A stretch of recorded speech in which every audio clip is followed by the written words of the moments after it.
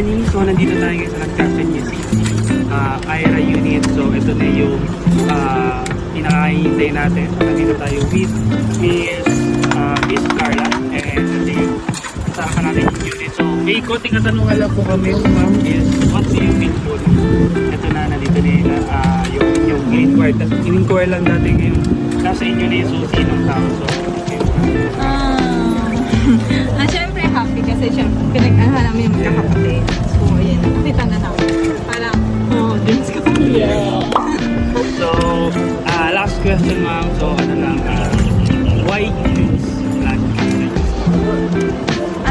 Malapit ako sa lahat eh. Accessible na sa lahat. Tapos, maganda din naman yung mga house niya kasi tested na. Proven and tested. Yeah. Kasi na to yung pangatlong unit na yata. Wow! Yung